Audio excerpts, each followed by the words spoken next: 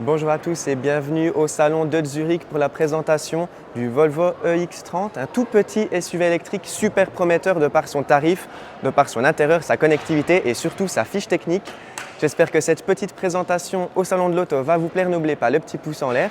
Commençons tout de suite par ces caractéristiques techniques qui sont vraiment remarquables pour le prix de ce Volvo EX30. Il y aura plusieurs versions au catalogue, une version d'entrée de gamme avec une petite batterie, 51 kWh de capacité, qui lui offre quand même une autonomie assez correcte pour voyager autour de chez soi et même pour faire des longs trajets, grâce aux capacités de recharge qui sont quand même plutôt bonnes. Le 10 à 80% est annoncé en 26, respectivement 27 minutes, suivant les versions de batterie.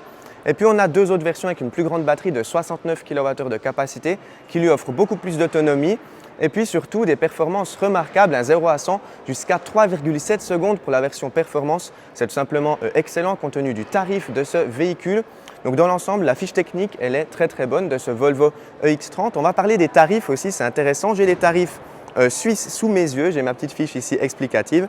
Le prix d'entrée du Volvo EX30, il est à seulement 36 800 francs suisses. C'est un très bon tarif pour une voiture 100% électrique avec ses performances ici. Et si on choisit le haut de gamme, toute option avec des très bonnes performances, avec jusqu'à 428 chevaux, on arrive à environ 49 650 francs suisses pour être totalement exact plutôt. On va faire un rapide tour maintenant du design extérieur de ce Volvo EX30. C'est la première fois que je le vois en vrai et je dois dire que je suis un peu surpris par sa taille. Je le voyais quand même un petit peu plus grand. Alors vous voyez, bon, je suis assez grand, mais quand même la voiture, elle est assez basse. C'est bon pour son aérodynamisme. Au niveau de la face avant, je trouve que ça fonctionne bien. C'est un design assez épuré. Ça me fait penser aussi un peu à Polestar. C'est le même groupe en somme. Mais voilà, j'aime bien la face avant. C'est sympa. Les feux à l'avant, ils me rappellent vraiment la Polestar 3 que j'ai essayé récemment sur ma chaîne YouTube. Mais dans l'ensemble, ça fonctionne bien à l'avant. On a une face avant assez aérodynamique. Et puis, bien évidemment, pas de calandre. C'est tout en couleur carrosserie avec un immense logo Volvo. Et puis une caméra à l'avant, ça c'est bien pratique. De profil, je trouve que ça fonctionne bien. On a deux couleurs, en somme le toit il est en noir, puis la voiture du coup en blanc. Je trouve que ça lui va très bien, c'est assez original comme design, mais je trouve que ça fonctionne plutôt bien de profil. À l'arrière, là, c'est un petit peu plus hors du commun. C'est vrai que c'est assez polarisant, certains vont aimer, d'autres pas trop. Moi, personnellement, je suis un petit peu moins fan de l'arrière quand même, mais dans tous les cas, c'est original et c'est ça qu'on aime en automobile, justement, l'originalité au niveau des designs. Sinon, au niveau de la charge tractable, c'est à 1,6 tonne, il me semble, donc ça, c'est un très bon score compte tenu de la taille du véhicule. Et passons maintenant au coffre de ce Volvo EX30 avec le petit bouton juste ici. Coffre à ouverture électrique, c'est très bien. Le volume, il n'est pas excellent, mais bon, ça reste une petite voiture. On a à peine un peu plus que 4 mètres de long. Donc ça reste correct, je veux dire, au niveau du coffre pour le gabarit du véhicule.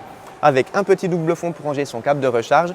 À noter qu'on a aussi un frunk, un coffre à l'avant pour ranger son câble de recharge, ça sera bien pratique. Par contre, le frunk, il n'est pas gigantesque, mais ça fait quand même le travail. C'est tout ce qu'on demande sur une petite voiture électrique comme ça. Au moins, il a le mérite d'exister. Au niveau de la banquette, c'est une banquette 2 tiers, 1 tiers. On n'a pas de trappe à ski, ça c'est peut-être un peu dommage.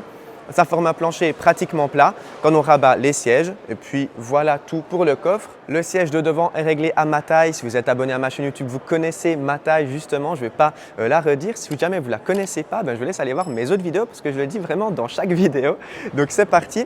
Alors les poignées de porte sont comme ce qu'on a sur la Polestar 2, assez qualitatives, ça j'aime bien.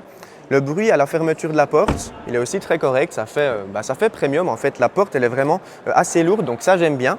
Pour dire le prix du véhicule, c'est très bien au niveau de la porte. À l'arrière, par contre, bon là, c'est logique, c'est une petite voiture, mais quand même, j'ai pas énormément d'espace. Je dois bien écarter mes genoux, sinon j'arrive pas à mettre mes genoux devant moi. Mais bon, ça reste correct au niveau de la tête, ça passe. On a un magnifique toit panoramique, il est fixe celui-là, mais il est vraiment super grand. Bon, dans l'ensemble, ça passera quand même pour voyager à l'arrière pour des petits trajets. Si le conducteur ou la conductrice est assez grand, bon, tout le monde n'est pas aussi grand que moi, donc bon, ça ira quand même pour des trajets. La banquette est assez confortable, j'aime bien. Et puis au niveau des matériaux, alors attention ici, on est sur une version de pré-série, c'est pas définitif non plus. Bon, alors ici, on a des matériaux recyclés sur la porte. Moi, j'ai un petit peu du mal avec ce design, mais au moins, c'est un matériau durable, recyclé. Donc ça fait plaisir. Volvo fait vraiment attention à ce niveau-là. Le design est assez original là encore, mais moi je trouve que ça fonctionne assez bien, mis à part cette couleur que personnellement j'aime pas trop. Dans l'ensemble, on a des matériaux encore durables tout au fond. Ici, bon, le matériau est un peu bizarre, j'ai l'impression que c'est presque comme du Sagex, mais bon, c'est correct encore. Et puis la coudoir ici, il est assez moelleux. Donc voilà, sentiment quand même mitigé au niveau du design de la portière à l'arrière. Mais bon, sinon les sièges sont super confortables et très jolis. Passons maintenant à l'avant. Et c'est parti, on va monter à l'avant de ce Volvo EX30. Avancer un petit mot sur les rétroviseurs. Comme chez Polestar, ils n'ont plus de cadre, c'est très joli. J'adore le design des rétroviseurs. Et puis je vais m'installer. Premier élément qu'on remarque quand on s'installe dans ce EX30, c'est la souplesse des sièges. Ils sont vraiment super moelleux, ils sont extrêmement confortables. C'est même un peu plus moelleux que ce qu'il y a dans ma Tesla Model 3 qui sont pourtant déjà très moelleux. Donc là, je suis extrêmement bien installé dans cette Volvo EX30. C'est génial au niveau de la sellerie. Un petit mot sur la porte. Alors là, on a la poignée de porte assez originale, ça fonctionne bien. À noter qu'on n'a pas de réglage de vitre ici sur la porte, c'est directement sur la console centrale. Donc la porte, elle aura un dessin assez épuré, toujours avec ce même matériau ici. Moi, je ne suis pas vraiment fan, hein. À l'œil, je trouve ça pas super joli, mais au moins, c'est recyclé. Et puis, on a une couleur aussi assez originale. Ici dedans, c'est assez souple. Là encore, par contre, cette partie-là, elle est en plastique. Idem, cette partie ici, elle est en plastique aussi. Bon, ça, c'est logique. À l'arrière, j'ai oublié de vous la montrer. D'ailleurs, je vais juste retourner à l'arrière pour vous montrer cette partie-là que je trouve, elle va pas très bien vieillir en fait. C'est cette partie juste ici qui est quand même en plastique assez dur, hein, cette partie ici. Donc à voir, c'est un modèle de pré-série, mais a priori, les matériaux ne devraient pas vraiment changer. Donc ici, c'est un peu dommage. Par contre, compte tenu du tarif du véhicule, on peut peut-être encore lui pardonner. On va retourner maintenant à l'avant. Voilà, c'est les conditions du salon. C'est un peu en direct. Je fais cette vidéo pratiquement en one shot, justement parce que j'ai pas beaucoup de temps avec le véhicule. Mes premières impressions à bord de ce EX30. Eh bien, j'aime bien la planche de bord ici. C'est assez original, mais je trouve que ça fonctionne bien. J'aime bien la forme du volant aussi avec des boutons ici. Alors, ça sera des boutons physiques quand même, ce n'est pas un retour haptique. C'est très bien. Derrière le volant, il y a un capteur qui va regarder si on regarde bien la route ou non, parce qu'on aura un système de conduite semi-autonome. A priori, ça fonctionnera comme sur la Smart #1, c'est-à-dire que la voiture va biper si jamais on ne regarde pas la route. Mais bon, ça paraît assez logique. Mais j'espère que ça fonctionnera mieux que sur la Smart #1, parce que là, il y avait encore quelques soucis, notamment avec des lunettes. Mais on verra ça quand on conduira ce Volvo EX30. Normalement, ça devrait être possible encore avant la fin de l'année. On verra si je peux organiser un essai. Sinon, eh bien, on a une plutôt bonne visibilité, à l'arrière aussi également. Le toit panoramique, il est très joli. Sinon, alors l'accoudoir ici, il est assez moelleux comme je l'ai dit avant. Donc là, j'ai une bonne position de conduite. L'accoudoir ici sur cette partie-là, il est peut-être un peu dur, je trouve. Le matériau n'est pas génial. Idem ici, on a du matériau qui ne va pas forcément très bien vieillir. Bon, ici, c'était une voiture de showroom, de salon, etc. Elle a fait le tour de beaucoup d'événements, donc les gens ne font pas vraiment très attention. Mais le matériau, je ne pense pas qu'il va très bien vieillir.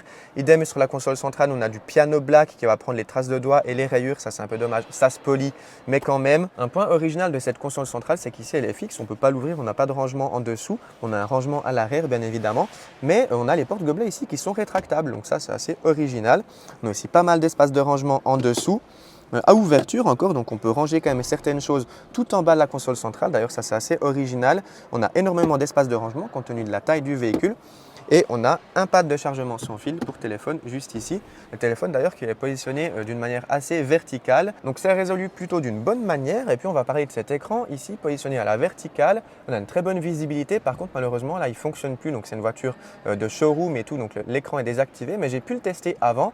On a Android Automotive, ça fonctionne plutôt bien avec pas mal d'applications. C'est un système qui est assez intuitif. Donc je me réjouis de tester ce Volvo EX30 sur la route pour tester son planificateur d'itinéraire intégré. Mais aussi et surtout tout l'aspect de connectivité de cette voiture avec aussi l'application sur le téléphone, par exemple la clé digitale, etc. Je me réjouis vraiment de tester tout ça. Désolé pour les bruits, hein, c'est vraiment les conditions du salon de l'auto, la journée presse. Mais voilà, donc dans l'ensemble, eh bien, cet intérieur il paraît plutôt convaincant quand même, mis à part le choix des matériaux à certains endroits. Surtout cette partie ici. Donc voilà, il faut s'y habituer, mais dans l'ensemble ça reste correct. On se retrouve maintenant à l'extérieur pour faire la conclusion de cette vidéo.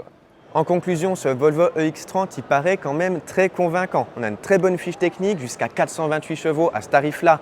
Qui plus est, 4 roues motrices, c'est très bien. On a des tarifs qui sont quand même contenus par rapport à la concurrence, notamment par rapport à la Smart #1. C'est pas beaucoup plus cher que la Smart, mais on en a quand même un peu plus, notamment au niveau du design et puis du confort à l'intérieur. Les sièges sont quand même super confortables.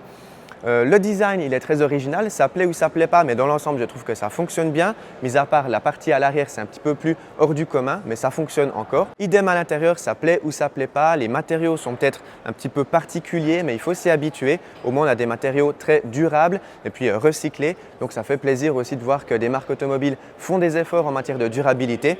Et puis la connectivité sera excellente grâce à Android Automotive. Je me réjouis de tester ce Volvo EX30 sur la route. N'hésitez pas à vous abonner pour ne pas manquer l'essai complet qui sortira très bientôt sur ma chaîne YouTube. Quant à moi, je ne traîne pas plus parce qu'il y a une conférence de presse qui commence juste derrière moi. J'espère vraiment que cette vidéo vous a plu. N'oubliez pas le petit pouce en l'air comme d'habitude. Pensez à vous abonner. Moi, je vous souhaite une très bonne route. Prenez soin de vous. Ciao!